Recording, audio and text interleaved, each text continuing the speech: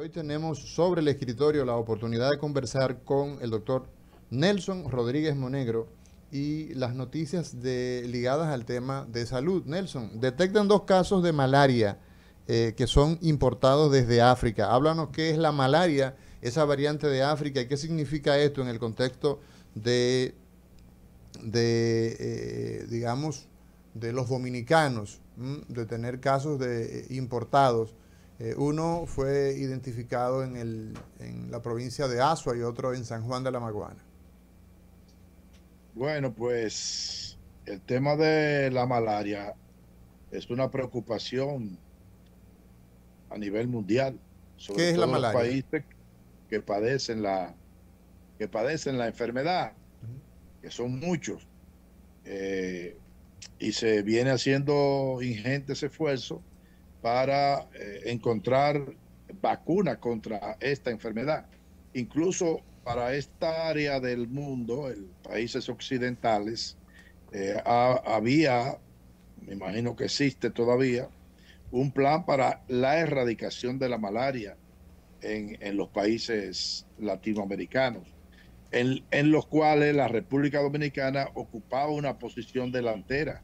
Incluso República Dominicana en dos ocasiones ganaron el premio que se llama Campeones de la lucha contra la malaria, porque nosotros veníamos reduciendo el número de infectados de esta parasitosis de manera paulatina en la República Dominicana. Lamentablemente, uno de los escollos que tenemos es la alta incidencia de la enfermedad en la República vecina de Haití. No obstante, nosotros tenemos algunos focos en la República Dominicana todavía de vigencia.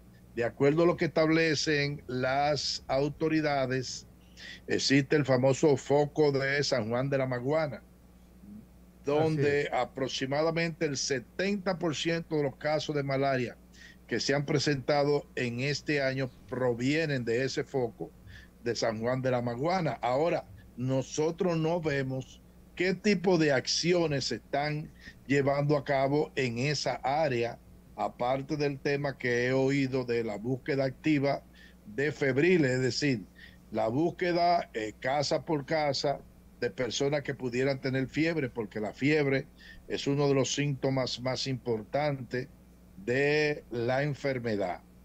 Con el tema de los casos importados de África, pues ustedes saben que la mayor cantidad de casos de malaria se producen en África y principalmente la población infantil y el que padece de malaria, si bien es una enfermedad que es tratable y curable, pues muchos fallecen como consecuencia de la humanidad. A nivel del mundo, casi medio millón de personas fallecen cada año por esta terrible enfermedad que la transmite un mosquito.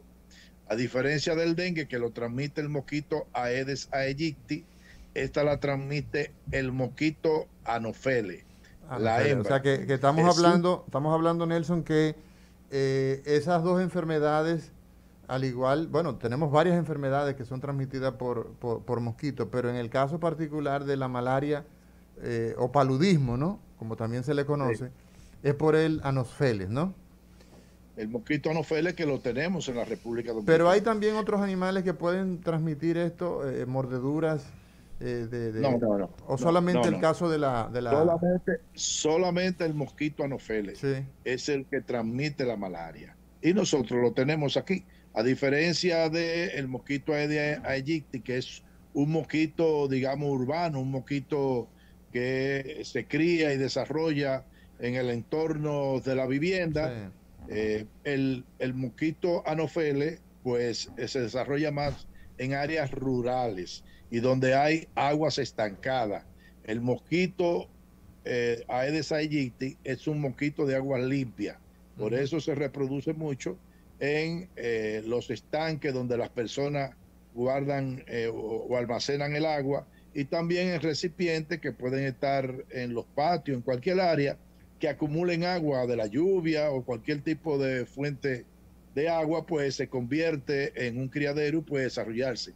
La malaria es diferente. La malaria es un mosquito que tiende a estar, reitero, en aguas estancadas, es decir, donde no hay un saneamiento de las aguas, no hay una nivelación de agua, y ahí juega un papel importante lo que es el INDRI para lagunas que se producen de manera circunstancial, sobre todo donde hay problemas del terreno que tiende a acumular el agua. Pues esas son también algunas áreas del río donde están las aguas que no circulan adecuadamente, también se puede desarrollar el mosquito anófeles.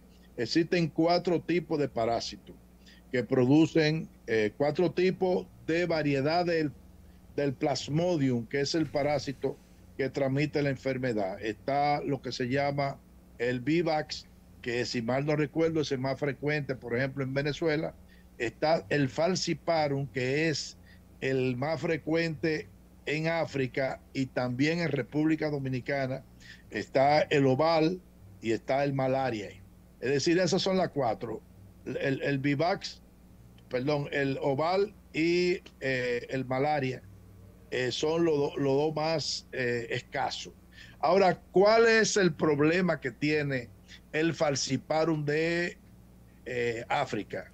Es que ese parásito en África ha desarrollado resistencia a los antimaláricos convencionales, como la cloroquina, a diferencia del Falciparum que nosotros tenemos, que sí es sensible. De modo que el problema que puede ocasionarnos a nosotros, el que hayamos detectado, y no es la primera vez que detectamos malaria en personas procedentes de África, es que puedan venir con ese parásito e infecten el mosquito dominicano anófeles, y entonces comienza a transmitirse en la República Dominicana esa modalidad de Falciparum, que es resistente al tratamiento convencional y que necesita un tratamiento mucho más especializado. Entonces, lo que caracteriza a la malaria es precisamente un cuadro clínico que va acompañado de fiebre alta, de sudoración, escalofríos, de vómito. Sí. Es decir, y puede, la variedad grave de la enfermedad te puede afectar el riñón y producirte una insuficiencia renal aguda, y también afectarte el cerebro. Sí. De modo que esa enfermedad es problemática. ¿Qué sí deben resaltar? Porque hay cosas que yo me quedo viendo y observando sobre las autoridades. Fíjate que ellos nos reportan, tenemos registrado, creo que son 257 casos de malaria, pero algo a resaltar es que no ha muerto ninguno de esos casos, y eso es un logro. Entonces, eso quiere decir que se han detectado tempranamente, se ha hecho un diagnóstico oportuno y se le ha puesto un tratamiento adecuado, porque usualmente cuando se presentan ese número de casos, siempre hemos tenido una mortalidad entre 3, 4, 5, 7 personas que mueren la más de las veces por diagnóstico tardío. Sí. Recuérdate que como esta enfermedad produce hemólisis, los pacientes... ¿Qué es eso, Nelson? ¿Qué es la hemólisis? ¿Qué es la hemólisis? El parásito parasita, valga la redundancia, el glóbulo rojo. Y los rompe, y destruye, ¿no? el glóbulo rojo. Y destruye el glóbulo rojo, eso es lo que se llama hemólisis, sí. La destrucción del glóbulo rojo. Como se produce esa destrucción, entonces la carga de bilirrubina indirecta se incrementa y el hígado no está en capacidad de procesarlo, de modo que los pacientes pueden desarrollar un tinte ictérico, el tinte amarillento de la esclera, de la parte blanca del ojo, y puede confundirse entonces con hepatitis, con leptospirosis, con dengue. Por eso hay que hacer diagnóstico diferencial con esas enfermedades y que son enfermedades endémicas en la República Dominicana. Entonces los médicos deben estar alerta para hacer, pues, todo paciente que tiene fiebre de más de una semana, con dolor de cabeza, con malestar general, dentro del kit diagnóstico que hay que hacerle está lo que se llama una gota gruesa, que es la visualización directa del parásito dentro del glóbulo rojo, para hacer diagnóstico. Es decir, todo aquel que tiene fiebre de manera inespecífica, escalofríos, y que no hay un diagnóstico previo, no se puede descartar en República Dominicana que pueda tener malaria. Ahora, Nelson, ahorita cuando te referiste al control de la misma y que nosotros hemos estado a punto de eliminarlo, te referiste a una estrategia, la detección temprana de casos. Ahora bien, ¿por qué no se trabaja sobre el foco? Por ejemplo, hace aproximadamente 3, 4 meses estuve yo, o sea, leyendo, y precisamente por lo que pasa aquí en República Dominicana, que en Disney World, ¿verdad?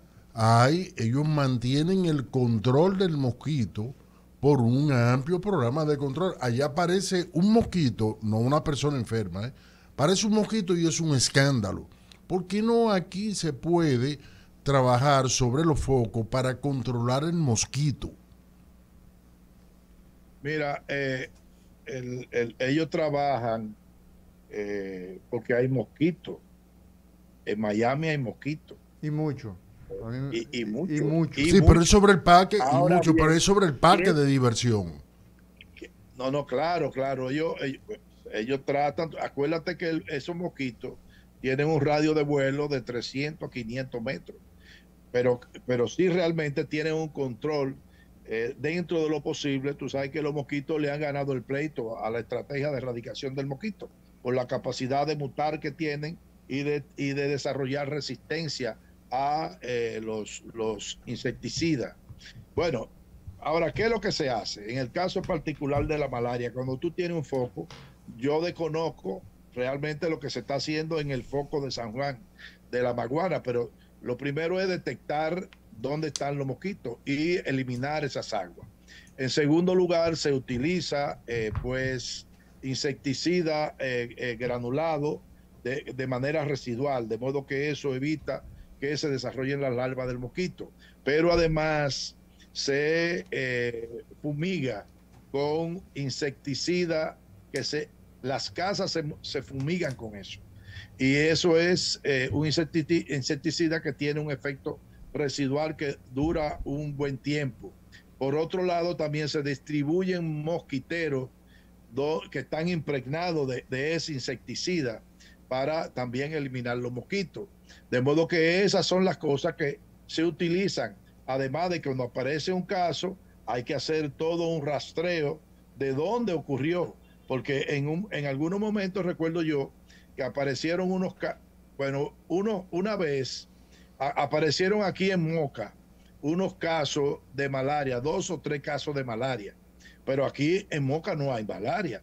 De modo que hubo que hacer pues toda una investigación y resulta que esas personas eran obreros de la construcción que habían venido de la provincia de Altagracia, que estaban trabajando allá sí. En el área de la construcción, en el tema hotelero. Sí. Y entonces se contagiaron allá y trajeron la enfermedad hacia acá. Eso puede traer como consecuencia de que si tenemos mosquito anófeles por aquí, un mosquito le pica a una persona que tiene el parásito circulando en la sangre, se contagia el mosquito y por ahí sigue la cadena de contagio. Así mismo. Entonces, lo que no entiendo es, porque yo no he visto que las autoridades han dicho qué están haciendo en ese foco de San Juan de la Maguana. Que no solamente San Juan, sino también algo están haciendo. Nelson, no solamente San Juan, sino también Asua. El caso también es, históricamente ha sido San Juan, pero también vemos que en el reporte da cuenta de que en Asua. En otro orden, Nelson, tenemos que en tu provincia, en Moca, Proconsumidor retira miles de medicamentos que consideran no aptos para el consumo humano y ya es sabido, ¿no?, la situación que en Moca se vive con el tema de los medicamentos. Y el titular de esa entidad, Eddie Alcántara, señala que se formó un operativo, ¿no?, y se retiraron pues una gran cantidad de medicamentos que miles, ¿no?, de cajas, señala el informe. Pero realmente el problema es que no se puede, o sea, la hemorragia sigue abierta, Nelson. Esto es una parodia. Bueno, sería bueno hacerle una pregunta, que si esos medicamentos ellos lo encontraron en las farmacias legalmente constituida. Que él responda a eso. Entonces, si no es en farmacia legalmente constituida, aparecieron en los famosos puestos de medicina, que son comercialización de medicamentos de manera ilegal. Entonces, ¿qué hacen? Y eso es una crítica no a este gobierno, sino a todos los gobiernos. Yo recuerdo el lío en el que tú te metí, bueno, en varias ocasiones con ese tema, en tu propio patio, Bueno, porque estamos hablando de tu que provincia. todo lo que se hace, ahora no me lo atribuyen a mí, pero todo lo que se hace en contra de eso, pues siempre me lo atribuyen a mí. Incluso me llegaron a hacer amenaza de muerte a mí, porque ahí se mueven muchos recursos. Sí. Entonces todo el mundo sabe. Primero, a mí me gustaría saber cómo ellos saben que esos medicamentos no son aptos para el consumo humano. Porque tiene una fecha vencida. Usted me va a decir a mí que eso no es apto para el consumo humano. Es el criterio. ¿Qué criterio utiliza Proconsumidor para decir que esos medicamentos no son aptos para el consumo humano? Bueno, son medicamentos adulterados, son medicamentos falsificados. En esa circunstancia, entonces basta con retirarlo solamente. No, hay que perseguirlo, porque todo depende, como tú dices, de cuál es el tema. Esto es risible. Mira, finalmente, Nelson, en el día de ayer, pues tú sabes que el 14 de enero está declarado como el Día Internacional de la Lucha contra la Diabetes, una enfermedad crónica no transmisible y cuyos estragos pues cobra la vida y la funcionabilidad de millones de seres humanos en todo el planeta. El tratamiento de la diabetes, sobre todo, conociendo que la diabetes tiene dos presentaciones, la tipo 1 y la tipo 2. La tipo 2 es una resistencia a la insulina o una insulina de mala calidad, y esto pues es un problema muy serio en nuestro país. Promesecal da una información y dice que en este mes de tratamiento, o sea, cualquier mes de tratamiento para la diabetes, pues los pacientes pueden tener que disponer entre 6 y 15 pesos para el tratamiento de esta enfermedad. ¿Se puede confiar en los medicamentos de Promesecal? ¿Existe evidencia de que esto representa una garantía para tratar una enfermedad que da tanto dolor de cabeza, que es un desafío en términos general, Nelson? Bueno, el tema principal es que esos son medicamentos genéricos, y a veces no son genéricos, pero son de marca criollas. Y los hay muy buenos. Muy buenos. Hay, claro, yo creo en medicamentos genéricos. Ahora bien, ¿qué es lo que ocurre en República Dominicana? Es que aquí no se ha desarrollado pues la competencia para hacer estudios de bioequivalencia. Es decir, que yo pueda tomar cualquiera de esos medicamentos y hacer estudios que me demuestren a mí que esos medicamentos tienen el mismo efecto, tienen la misma concentración, tienen la misma inocuidad que el medicamento de marca.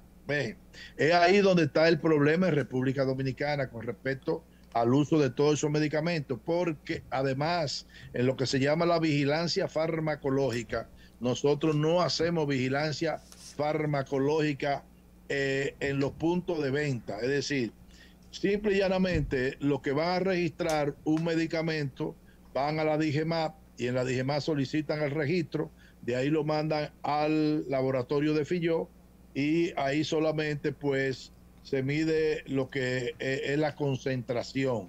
Pero una cosa es la muestra que te llevan para hacer esos estudios y otra cosa es la capacidad que yo tengo de vigilar ese medicamento de manera aleatoria en las farmacias para verificar si realmente ese medicamento sigue con la concentración, sobre todo en un país como este donde no hay una cultura de calidad. Es decir, que cuando usted viene a ver un medicamento que dice tener una concentración de 500 miligramos, a lo mejor tiene 300, a lo mejor tiene 200. ¿Por qué? Porque lamentablemente aquí hay demasiado personas inescrupulosas que priorizan sus ganancias sobre la salud del pueblo. Entonces, Promese no tiene competencia a hoy en día, aunque ellos tienen supuestamente laboratorios, pero esos laboratorios no van a suplir la competencia que tendría el laboratorio de Filló, que es el laboratorio nacional de referencia, donde tiene la mejor tecnología para hacer eso. Ahora, Nelson, falta todavía mucho. Entonces, ¿cuál es mi preocupación? Que no puede ser que un medicamento que cueste 1,000 pesos, entonces Promese venda un medicamento que cuesta 5 pesos. Es decir, esa diferencia tan amplia no cabe en mi cabeza. Yo estoy diciendo esto no ahora, porque eso no es un problema de ahora, es un problema viejo. De modo que esa diferencia de precio, tú dices, bueno, pero ven acá, es que el margen de... Es verdad que hay presentaciones de lujo, que una cajita satinada, con un plástico, con una qué sé yo qué, el blister, pero hay que ver, cuando tú ves la tableta y la compara con otro, tú te das cuenta en las condiciones físicas de la tableta. Tú dices, bueno, pero ven acá, una tableta que tú al verla tiene la capacidad de desmoronarse fácilmente. Es decir, bueno, yo te voy a decir algo. Yo no confío, particularmente Nelson Rodríguez no confía en un medicamento cuyo precio, y sé, conozco el sobreprecio que tienen todos los medicamentos, pero no puede ser un medicamento que cueste, bueno, yo te voy a decir una cosa, la pastilla que yo tomo para la presión me cuesta 5,000 y pico de pesos mensual.